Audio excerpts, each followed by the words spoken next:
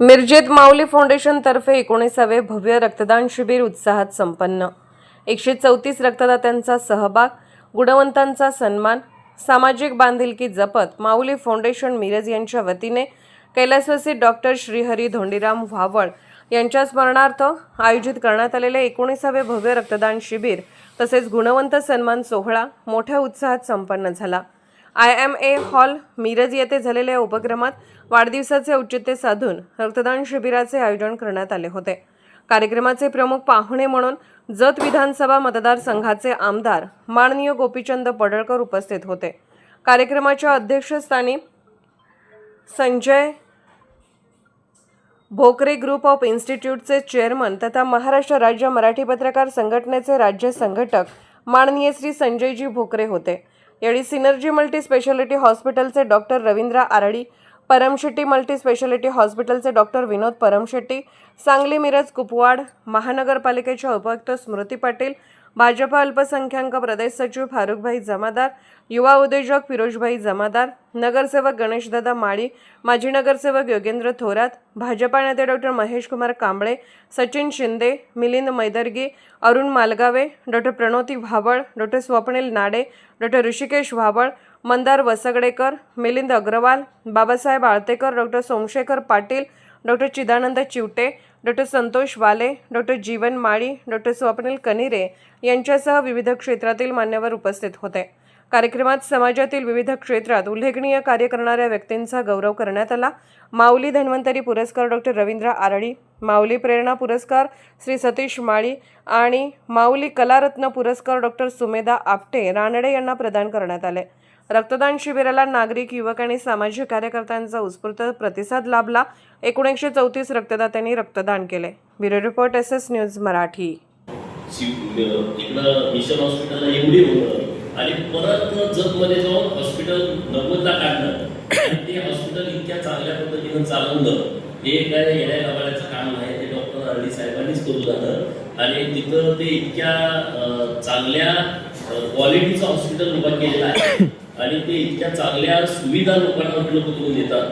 कारण आजूबाजूच्या परिसरातील सगळी लोक हे डॉक्टर आरडी साहेबांकडे येतात। पेशंट डॉक्टर जर दवाखान्यात नसले तर फिरून जातात, परत येतात दुसऱ्या दिवशी, पण डॉक्टर असल्याशिवाय ते तपासणी पण करायला तयार होत नाही, ते एवढ्यावरती थांबत नाही। एक मिरजला सगळ्या सुविधा आहेत। जतमध्ये मेडिकल कॉलेज उभा करतात आणि त्या मेडिकल कॉलेजमध्ये महाराष्ट्रातली सगळी मुलं जतला येतात, हे सुद्धा जतच्या वैभवामध्ये मोठी भर टाकण्याचं काम डॉक्टर आरडी साहेबांनी केलं आहे।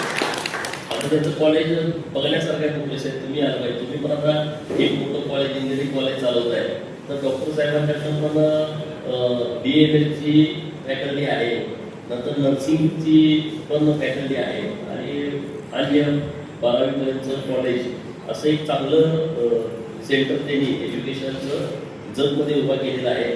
भविष्यात MBBS वगैरे काढायचं त्यांच्या मनात असेल, की काही सगळं बोलत आहे मला, पण ते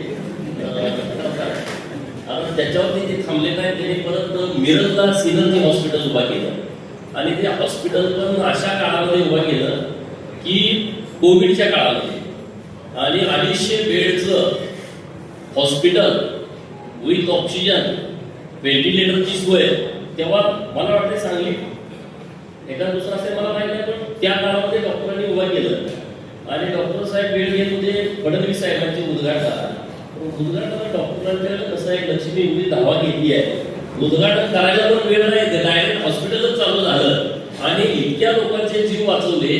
मला अभिमान वाटतो की जेवढे पेशंट हे सिनर्जी हॉस्पिटलला आम्ही पाठवले त्यातले 100च्या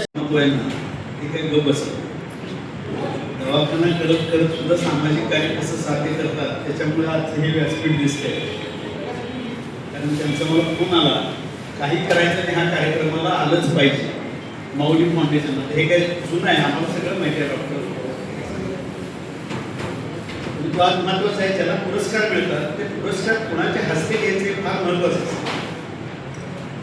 पुरस्कार मिळतात, पुरस्कार आपण कोणाच्या हस्ते घेतो, कारण खऱ्या अर्थात प्रेरणा असते, ते प्रोत्साहन असते आणि ते आगामी काळात तुम्हाला आणि काम करायला ते शुभेच्छा मिळतात, प्रोत्साहन मिळतं आणि आज ते प्रोत्साहन तुम्हाला मिळणार आहे आणि त्यांच्या हस्ते पुरस्कार मिळाले आणि ज्यांच्या हस्ते ते तुम्ही घेतले त्यांच्याबद्दल बोललंच पाहिजे. सुरेश भटांचं एक काव्य तुम्ही कायम लक्षात ठेवा. आयुष्य छान आहे पण थोडं लहान आहे. रडतोस काही वेळा लढण्यात छान.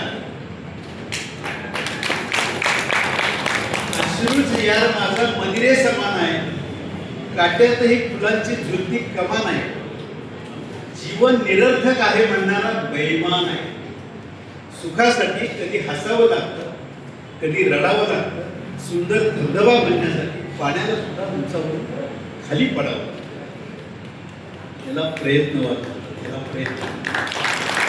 असा प्रयत्नवादी नेता म्हणजे गोपीचंद पडळकर आहे हे अख्खा महाराष्ट्र जाणतो. त्याच्या हस्ते तुम्ही पुरस्कार देता.